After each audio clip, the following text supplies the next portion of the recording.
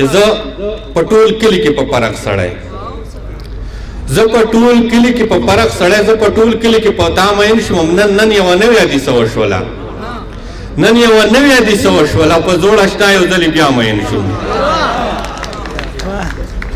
ته که خفه یې نو زه څه وکړمه ته که خفه یې نو زه څه وکړمه زما خو ځان له شون په ځمکه لګي او د ښکلو هر څه مې نازک خوښېږي د ښکلو هر څه مې نازک خوښېږي خو بس واده مې ورله کلکه لګي ته خو لږ وګوره چې څنګه او په څه دمه شم تا پسې وګرځمه ستړی شم ښه دمه شم په جدایۍ کې به دې مرمه نه چې داسې حال وي په جدایۍ کې به دې مرمه نه چې داسې حال وي چې ستړی ته راشي او غېږه کې دې زه دمه شم دا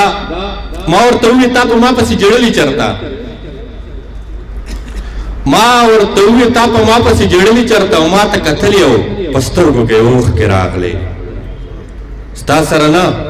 دا به د ځانه سره ښه ونه کړم چې تر قیامته پورې مینه در سره ونه کړم ما ته د دې یرې خپل د تلو طرف نه خو ما ته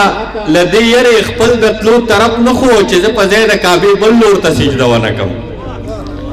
او دا چې پکې ستا ما ته د دې یرې خپل د تلو طرف نه خو چې زه په ځای د کعبې بل لور ته سجده ونه کړم مننه جي که دې زما د درد نغمه پکې راپورته کړله که دې زما د درد نغمه پکې راپورته کړله په دې رباب به مې سر ایښی وي او مړ به یمه